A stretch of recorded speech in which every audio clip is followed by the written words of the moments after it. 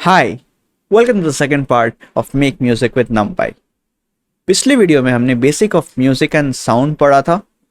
आज के वीडियो में हम देखेंगे कि हम इस म्यूजिक को मैथ्स के साथ कैसे कोरिलेट करते हैं।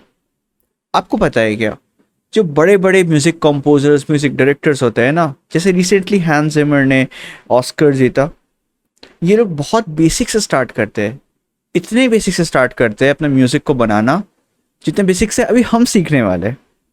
ओके, तो यार मैंने हैंस जिमर का एक कोर्स किया और मैं चौंक गया देखकर कि यार ये कितना बेसिक से स्टार्ट करते हैं, जबकि बहुत सारे म्यूजिकल कोर्सेस है, ये लोग कोई ना कोई तरह का ऑलरेडी बना हुआ पैकेजेस यूज़ करते हैं, जिसको यूज़ करके बहुत अच्छा साउंड बनता है। मैंने हैंस जिमर को देखा कि इन्होंने एकदम बेसिक साइंटिफिक कर्व्स को यूज़ किया एंड उसको मॉडिफाई कर करके आपको वो सुनने को मिलता है जो आप बड़े बड़े फिल्म्स के स्कोरिंग्स में आप जो सुनते हो। इंसेप्शन में आपने सुना है, इंटरस्टेलर में जो आपने सुना है, उस तरह के क्वालिटी आउटपुट्स आप जो सुन पाते हो, जो कि एक बेसिक कभी कोई साइन वेव या कोई सॉटूथ वेव या कोई रेक्टेंगुलर वेव से बना हुआ है, जो कि है बहुत चौंकाने वाला चीज़ है। ये कैसे होता है, ये किस तरह से होता है, ये जानना बहुत इंटरेस्टिंग है। एट द सेम टाइम बहुत लोग इसके अंदर जाते नहीं हैं। ओके, चलो अब मैं एक जुपिटर नोटबुक में काम कर रहा हूँ। सबसे पहले मैं अपने पैकेजेस को इंपोर्ट कर लेता हूँ। उसके बाद मैं एक तो एक्स एक्सिस में कुछ टाइम कोऑर्डिनेट्स को ले रहा हूँ। लिनस्पेस क्या करता है, 1 से 2 के बीच में मल्टीपल टाइम कोऑर्डिनेट्स को ये मेरे लिए बना देता है। ठीक है, तो यहाँ पे अब मैं देख लेता हूँ इसका शेप क्या है। तो ये 1 से 2 के बीच में 400 पॉइंट्स लिया है। ठीक है, तो अगर मैं टी को अगर मैं चाहूँ कि मैं प्रिंट करके देखूँ, तो आप देखोगे कि टी स्टार्ट हो रहा है 1 से एंड ये ख़त्म हो रहा है 2 पे, क्योंकि मैंने यहाँ पे 1 से 2 का रेंज दिया था। अब मैं 1 से 4 का रेंज दूंगा तो ये 1 से लेकर 4 तक जाएगा और इसके पीछे 400 पॉइंट्स रहेंगे। और ये हम सेव देख रहे हैं कि 400 है, सच में है भी कि नहीं, वो वेरीफाई करने के लिए सबसे पहला वेव जो हम पर देखेंगे वो है एक साइन वेव। साइन वेव हम सब ने पढ़ा है। सबसे पहला ट्रिग्नोमेट्रिक फंक्शन हमने पढ़ा था साइन एंड कॉस, इसको हम साइनोसॉइडल बोलते हैं, जो कि कुछ इस तरह का दिखता है। मैंने नमपाई का सिंपल फंक्शन np.sin यूज़ किया है। उसके बाद मैंने 2 pi into F T, 2 pi F T, ये एक तो बेसिक एक वेव का फॉर्मूला है, sine 2 pi F T, where F is frequency and T is the time frame, उस टाइम वो टाइम कोऑर्डिनेट, जो कि एक वेरिएबल है। इसको एक्स भी बोल सकते हो, आपने एक्स भी पढ़ा होगा या टी भी पढ़ा होगा, दोनों ही पढ़ाया जाता है टेक्स्ट बुक्स में, दोनों ही रहता है। ठीक है, एंड इसे मैंने प्लॉट किया, जो कि आप देख पा रहे हो कि साइनोसॉइडल कर्व है, जो कि सही है। ठीक है, ठीक है, ये सोचने वाली बात है कि यार ये कर्व है, ठीक है, पर इससे म्यूजिक कैसे बनेगा। इंटरेस्टिंग बात है कि इसी से म्यूजिक बनेगा और यही है म्यूजिक। इसका मैंने जो ये बनाया है ना, इसका भी एक साउंड है, ये एक वेव है और हर एक वेव का एक साउंड होता है। ये साइन का एक तरह का आवाज होता है, आगे में नीचे आता हूँ स्क्वायर वेव, स्क्वायर वेव का अपना एक तरह का आवाज होता है। द रेक्टेंगुलर वेव, इसका एक अपना तरह का आवाज होता है।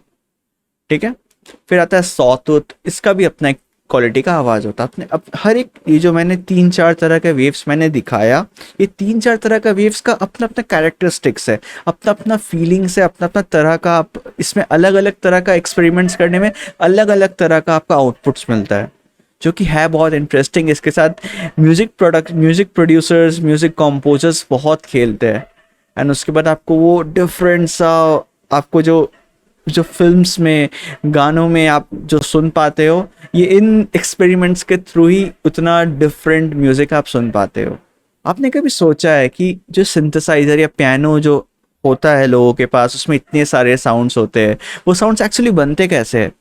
होता तो उनके अंदर भी कंप्यूटर ही है ना। वो कंप्यूटर इन साउंड्स को प्रोसेस करके उनके स्पीकर्स से निकालते हैं, जो कि सोचने में बहुत ही सिंपल सा लग रहा है, पर ये होता क्या है, इसके बारे में सोचेंगे तो शायद चीज़ें थोड़ी कॉम्प्लिकेटेड हो जाए। इस कोर्स में हम उसी को देखेंगे।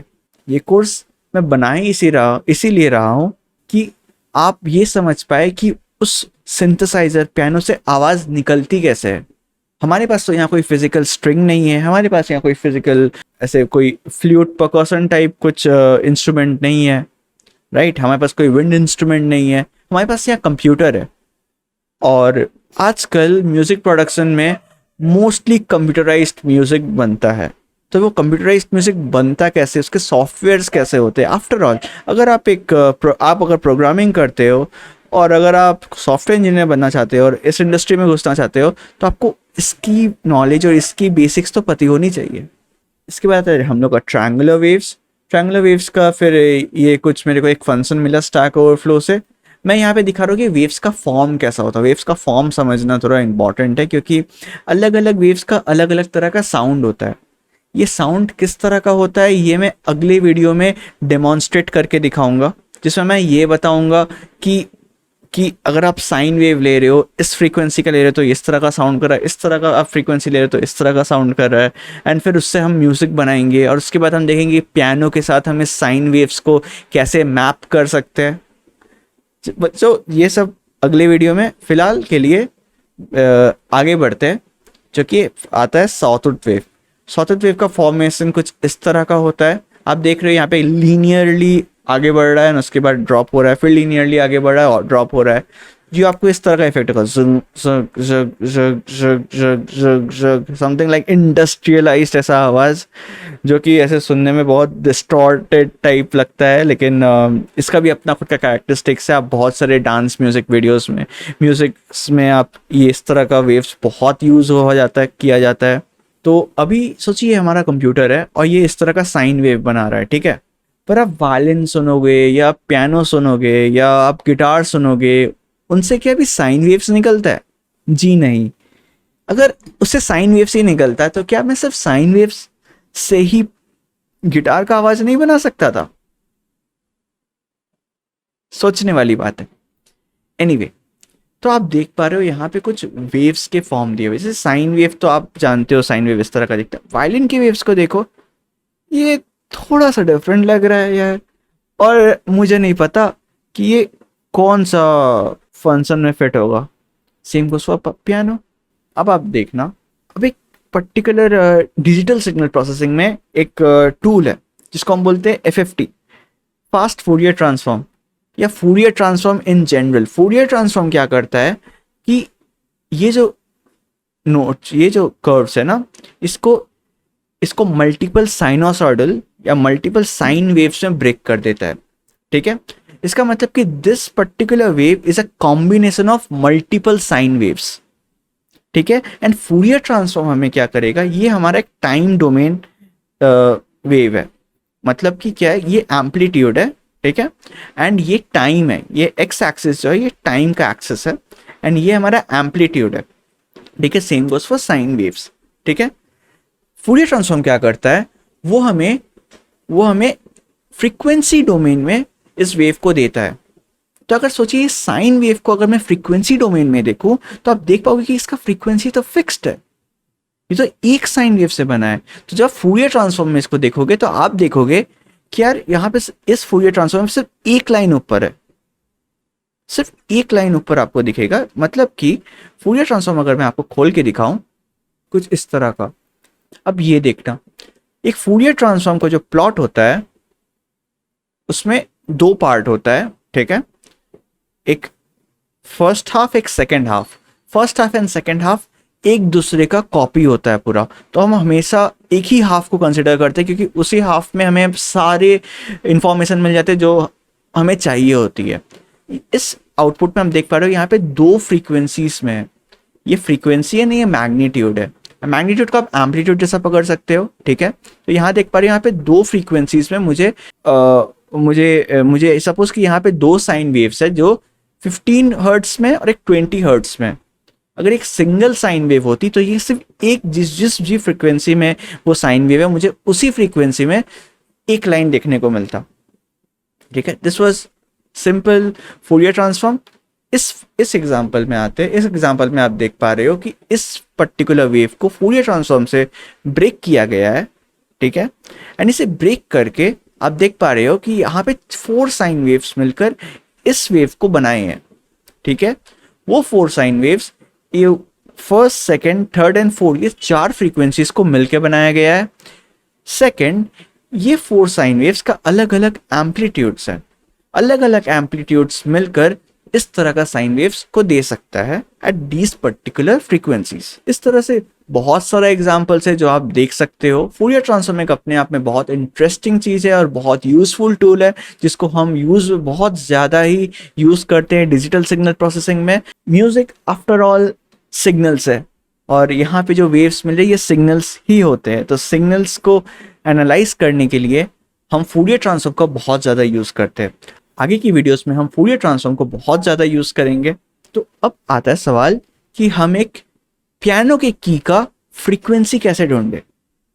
मैं पियानो में इतने सारे कीज होते हैं, बहुत बड़ा होता है पियानो, पर इसमें हम कीज को कैसे, उसका फ्रीक्वेंसी कैसे ढूंढे, किसी भी एक की को मैं पकड़ लूँ उसका फ्रीक्वेंसी कैसे ढूंढे। तो इसका एक सिंपल फॉर्मूला है। फॉर्मूला में जाने से पहले मैं ये बता देता हूँ कि एक पियानो में 88 कीज होते हैं, including white and black keys. यहाँ पे जो nth की है, इसका मतलब हो गया कि ये 88 कीज में से कौन सा की का मुझे फ्रीक्वेंसी जानना है। ओके, चलो तो फॉर्मूला में आते। तो फॉर्मूला मैंने विकिपीडिया से लिया है, यहाँ पे लिंक दिया हुआ है। मैं इस पर्टिकुलर नोटबुक को अपने गिटहब में अपलोड कर दूंगा। गिटहब का लिंक आपको डिस्क्रिप्शन के नीचे मिल जाएगा। Okay cool. सो ये सिंपल फॉर्मूला है जो कि मैंने विकिपीडिया से लिया है, जो कि Fn is equal to √2 base 12 to the power n-40 into 440 hertz। 440 hertz। Okay, now इसका मतलब क्या है मैं बता रहा हूं। सो 440 hertz जो है ना, it's the frequency of the ideal A4 की। अगर आपने पिछला वीडियो देखा होगा, आपको पता है कि मैं C1, C2, C3, C4 के बारे में बताया था। वैसे A4, A1, A3, हर एक नोट का अपना ऑक्टेव्स होता है। तो जो 4th ऑक्टेव का A की है, उसका फ्रीक्वेंसी 440 हर्ट्ज है इन एन आइडियल पियानो। यहाँ 49 लिखा हुआ, 49 क्या रिजेंबल करता है कि जो 440 हर्ट्ज वाला जो हमारा नोट है ना, वो कीबोर्ड के 49th की को बिलोंग करता है। ठीक है, अब इसमें से आप कोई भी की को उठा लो। सेकंड नोट जो हमारा सेकंड की है, उसका फ्रीक्वेंसी क्या होगा, आप n का वैल्यू यहाँ पे 2 डाल दो। जो 88 की है, उसका फ्रीक्वेंसी क्या होगा, यहाँ पे 80 का वैल्यू डाल दो। इस तरह से आप मल्टीपल वैल्यूज डालो, आप मल्टीपल फ्रीक्वेंसीज पा जाओगे। सिंपल है। हम इसका एक कोड अगले वीडियो में करके दिखाएंगे। इसको हम बहुत हेविली यूज करेंगे to get the mapping between the keys and the frequencies.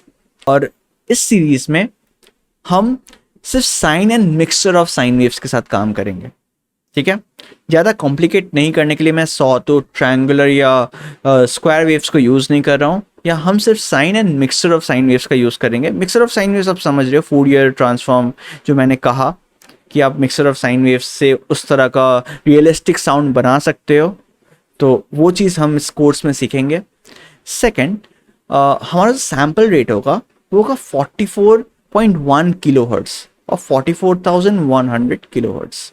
ठीक है, सैम्पल रेट क्या होता है, सैम्पल रेट डिटरमाइन करता है कि आपका साउंड का क्वालिटी क्या है। ठीक है, जितना अच्छा सैम्पल रेट होगा उतना हाई क्वालिटी म्यूजिक होगा। ठीक है, आप जब यूजुअली मेन स्ट्रीम मीडिया में जो आप Spotify, Apple music, Google, YouTube music सब में आप गाना सुनते हो, वो यूजुअली 44.1 किलो हर्ट्ज में सैम्पल किया हुआ रहता है। ठीक है, तो आज का वीडियो के लिए इतना ही।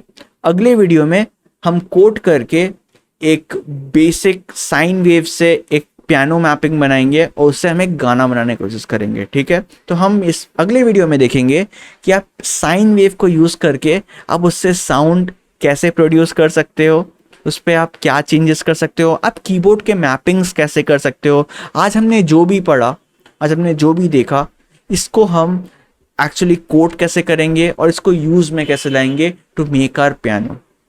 ठीक है, आज के लिए बस इतना ही। मिलते हैं अगले वीडियो में। बाय।